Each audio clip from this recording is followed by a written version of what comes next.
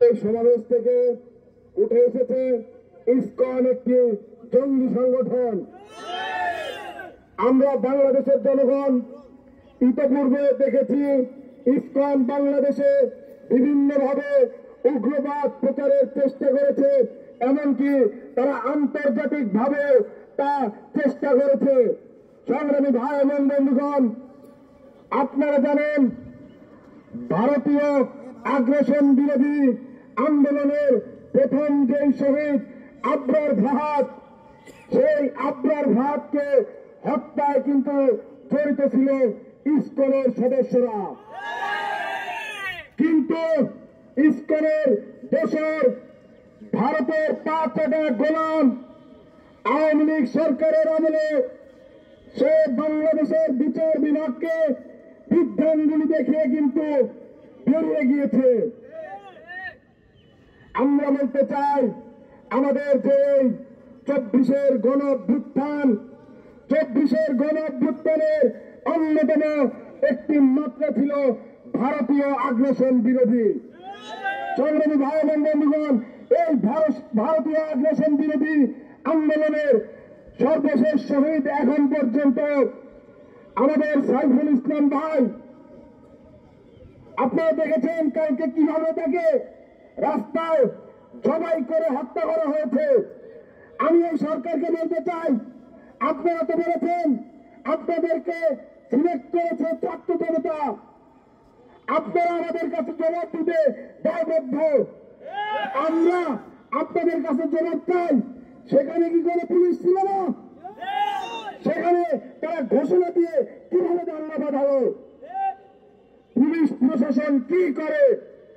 আমরা দেখেছি কালকে বাংলাদেশ সরকারের তরফ থেকে, ঢাকার তরফ থেকে দিল্লির কাছে জবাব চাওয়া হয়েছে বাংলাদেশের এই আভ্যন্তরীণ বিষয়ে নাক গলানোর জন্য। কিন্তু আমরা বলতে চাই, ভারতীয় মিডিয়া তো অনেক আগে থেকেই উস্কানি দিচ্ছিল, তখন কেন আপনারা প্রতিবাদ জানেন না? এই প্রতিবাদ পত্রের মধ্যে কেন ভারতীয় মিডিয়ার প্রতিবাদ করা হয় নাই, যেখানে তারা বারবার প্রোপাগান্ডা চালাচ্ছিল যে চিটিয়াংকে তারা আলাদা করে নেবে? সংগ্রামী ভাই এবং বন্ধুগণ, ভারত সরকার, বর্তমান যে মোদী সরকার দেশে আছে, তার কিন্তু সংসদে সে যখন নতুন করে চালু করে, সেই সংসদে কিন্তু অখণ্ড ভারতের মানচিত্র বসিয়েছিল। তার হৃদয়ে এটি প্রথিত আছে যে বাংলাদেশের মতো দেশগুলোকে ভারত আগ্রাসন চালিয়ে দখল করে নেবে। তাদের বিভিন্ন সময়ে আচরণে আমরা দেখতে পেয়েছি সেটা।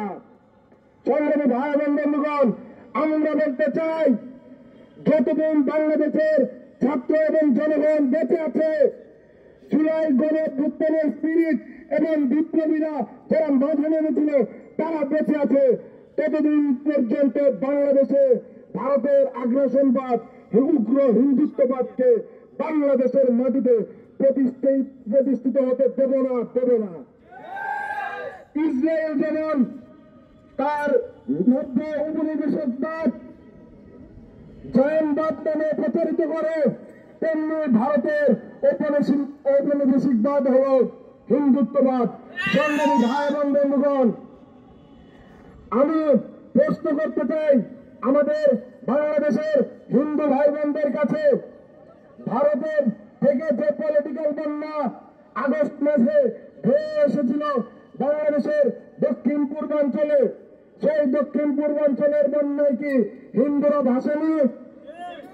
সংগ্রামী ভাই এবং বন্ধুগণ, ভারতের যে আগ্রাসনবাদ, এই আগ্রাসনবাদ থেকে কিন্তু কোন ধর্ম, কোন বর্ণ নিরাপদ নয়। বাংলাদেশ 1000 বছরের বেশি সময় ধরে সকল ধর্ম, সকল বর্ণ শান্তিপূর্ণভাবে বসবাস করে এসেছে। তাই বলতে চাই, ভারতের মোদীকে বলতে চাই, মোদী শুনে রাখ, তুই কান খুলে শুনে রাখ, বাংলাদেশের জনগণ ঐক্যবদ্ধ ছিল, ঐক্যবদ্ধ আছে এবং ঐক্যবদ্ধ থাকবে। বারবার সংখ্যালঘু এই শব্দ বাংলাদেশে আর চলবে না। সংখ্যালঘু বলে ভিকটিম কার্ড প্লে করার যে গেম, সেই গেম কিন্তু আমরা বুঝে গিয়েছি।